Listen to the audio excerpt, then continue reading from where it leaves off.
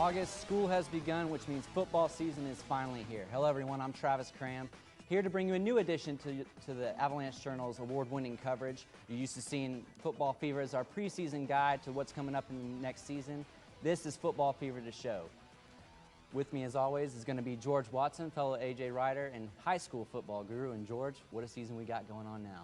Yeah, I don't know when I've been called a guru. I've been called some other things, but yeah, it's great to finally be here and finally get into the season. And you know, we sit here and we've talked to coaches. We've gotten the stories down and we've put them in the preview session. Now it's finally time to get the games going, and it's a really exciting time to be a writer and a media guy, and really excited to get this season going. And something interesting with this season going on, of course, is with the biannual realignment. And we've got some mix-ups, some interesting deals going on in the districts. And let's start off with 2-5A, a monster district. We've got a ton of teams in that one. Yeah, it was interesting, when I show up at the Education Service Center, on February 1st and get that realignment packet, and you turn to the first page, you see 10 teams in District 2-5A where they've melted Midland and Odessa, along with the San Angelo and Lubbock and Amarillo schools.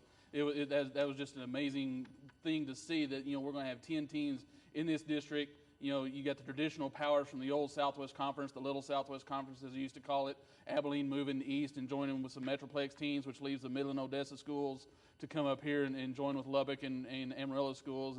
And that's the thing. You get one non-district game, and then you're starting district play in week one. So it's interesting to see how all the teams in that district get their one non-district game this week, and how they come out and how they feel about themselves going into the next week. And we'll get into some of those first games that are coming up in the week 0. But right. As far as you've talked to Gary Gaines and some of the other coaches, what are their take as far as how spread out some of these teams are? Well, it's a deal where they feel like it was kind of inevitable from the fact that all the growth in the state as far as school wise and athletics wise is along the I-35 corridor from Dallas to Austin to San Antonio and then over to Houston. So it's kind of an inevitable deal that something was going to happen out here.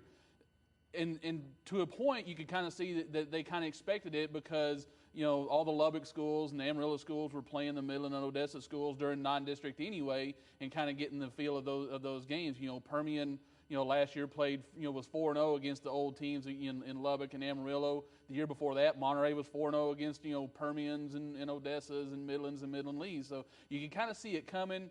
And it's kind of one of those deals that they figure is kind of here to stay. Now, there's a proposal out there about dividing things, in the preseason, as far as big school and small school, and that would lump a lot of Lubbock schools with some El Paso schools. And I don't think they're too happy about that, and I'm not sure how close that is to coming to fruition.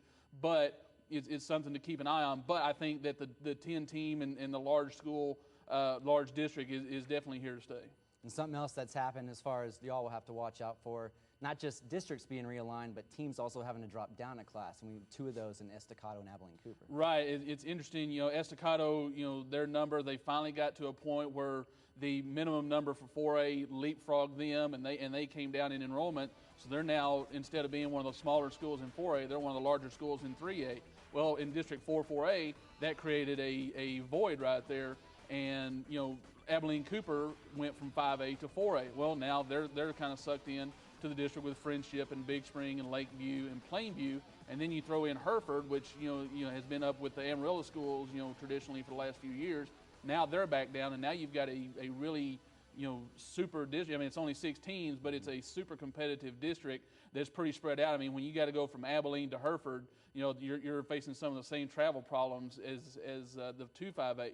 And now Estacado drops to 3A, and it's almost kind of a zoned district in the fact that you've got Cooper and Levelland and Estacado that are right here together, and then the other 3 teams in the district are well north of Amarillo, and Perryton, Borger, and Dalhart. So you got some travel issues there as well that teams are going to have to face, and it's going to make for a competitive district. But at the same time, for Estacado, which had a great season last year, went 3 rounds deep in the playoffs under first-year coach Danny Cervantz, and really kind of turned the corner and getting Estacado football back to where it is. Now they're kind of in a position to where they go in as a district favorite, and at 6-7 last year, they go into the season and ranked in a lot of state polls. First time in almost 30 years, both those teams have dropped down to the different classes.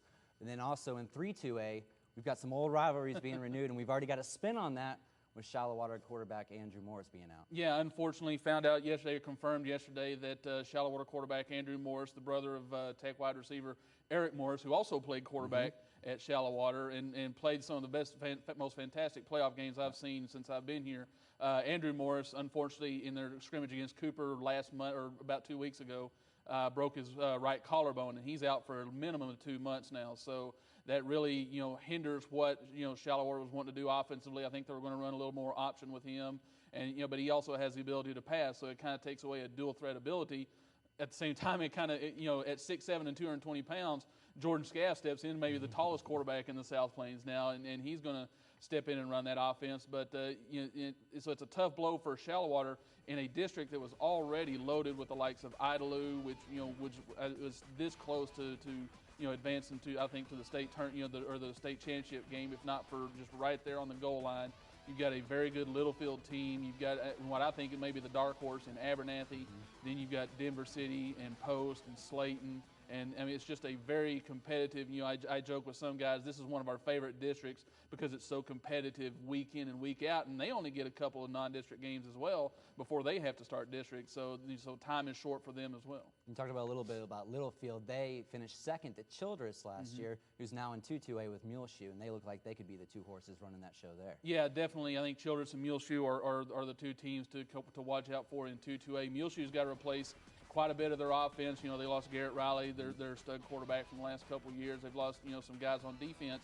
But, they've got the Wood kids, Lane Wood and Wes Wood, that are related to head coach David Wood. And so I think they'll be right back up, where they're used to being. Childress has kind of been one of those that's kind of out of our area, but we keep an eye on them because they are out here one of the better 2A teams in this area. So definitely I think 2-2A is going to be a two-horse race probably between Childress and Muleshoe. Do you see anyone maybe surprising any teams in that district? I haven't looked, well, I say I haven't looked. I haven't really studied it all that close. And sometimes you can sit there and study, well, this team should be here, this team should do this. But, when you get into the games, you get injuries like Shallow Water does. You just never know, things change from here to there. So it's, Tulia could be one of those teams. Friona is traditionally tough in that district, and so you just never know. It's always interesting. You got to wait, kind of see 3 or 4 games in before you can really kind of see the teams that are starting to emerge and the split kind of happen. Health will always be a big factor with any team during a season. One team that would like to do that is Sundown, who was 2 steps away from probably a state title last year. Talk a little bit about that 7-1A. Sundown, what a talented team they were last year, and they've got most of that talent back. Quarterback Jason Durham is back. John Heffley, their talented running back is back. They've got a great defense. Ryan Waygood, Wade King. I mean, just up and down the roster, they are talented and they should be able to get the job done. The problem is, you've got last year's Class 2A team that beat Idalou in the playoffs. Canadian drops down to 1A. They're a victim of realignment as well. So the road, Sundown is going to be a better team, but the road gets just a little bit tougher for them. So it'll be interesting to see when we get to playoff time how all that works out. Canadian state champions last year in 2A. So when we come back, we talked a little bit about John Heffley. We'll take a look at the AJ preseason super team here in a moment.